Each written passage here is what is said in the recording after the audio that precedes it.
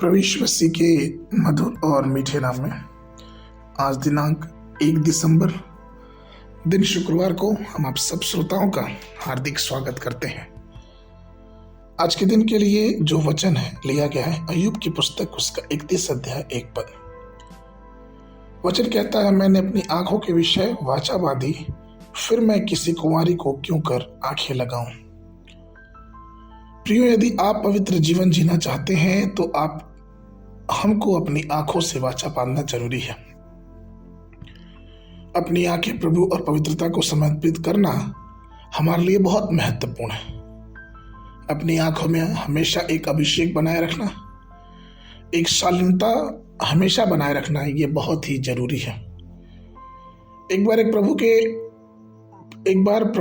के एक आदमी ने मुझसे बात करते हुए कहा था कि मैं जब सुबह प्रार्थना करता हूं तो मैं प्रभु से प्रार्थना करता हूं कि प्रभु मेरी आंखों में अपने लहू को लगाएं, कि जो मैं देखूं आपकी महिमा के लिए देखूं, जो मैं सोचूं वो आपकी महिमा के लिए सोचूं, और मेरी आंखें हमेशा ही आपके पवित्र नाम के लिए कुछ कार्य करने पाए।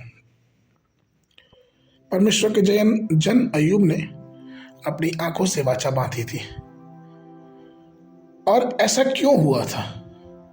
क्योंकि वो अपनी आंखों में परमेश्वर के आने का सपना देख रहा था, उसकी लालसा थी।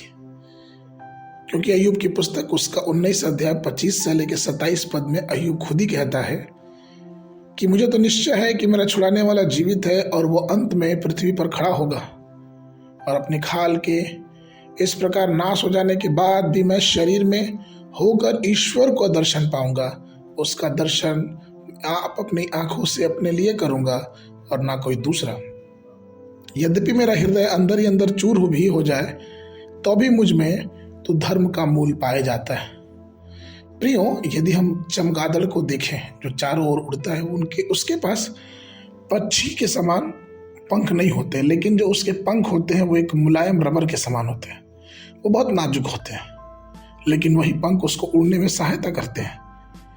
आप सोचें कि अगर उसके पंख में एक छोटा सा छेद हो जाए तो क्या वो चमगादड़ उड़ने लायक रहेगा? ऐसा कभी मुमकिन नहीं होगा, वो फिर उड़ नहीं सकता है। उसी प्रकार से हमारे जीवनों में हम जो प्रभु को जानते हैं, मसीह को जानते हैं, हमारे जीवनों में भी आध्यात्मिक आंखें हैं।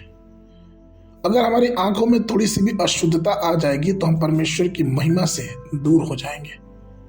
हम उसके आगमन को देख नहीं पाएंगे, हम अपनी अभिलाषाओं में ही फंसे रह जाएंगे और प्रभु की तुरही का शब्द हम सुन नहीं पाएंगे। इसलिए हमें और आपको चाहिए कि अपने जीवन को पवित्र करें और परमेश्वर के आगे समर्पित करें। हमें चाहिए कि अपनी आंखों को पूरी तरह से सुरक्षित करें, अपनी आंखों को पवित्र करें और यीशु की बाट जो है, क्योंकि परमेश्वर हमें आशीष तभी देता है जब हम उसके कार्यों को पूरा करते हैं। परमेश्वर के लिए अपने जीवनों को, अपने मनों को, अपने आंखों को समर्पित करें और परमेश्वर हमें आशीष देगा। आज के मनन के लिए नीति वचन की पुस्तक उसका 4 अध्याय 25 पद। तेरी आंखें सामने ही की ओर लगी रहें और तेरी पलकें आगे की ओर खुली रहें। बाइबल अध्ययन के लिए सुबह के समय यहेजकेल की पुस्तक उसका 40-41 अध्याय, शाम के समय दूसरा पतरस की पत्री उसका 3 अध्याय। परमेश्वर आप सबको आशीष देगा।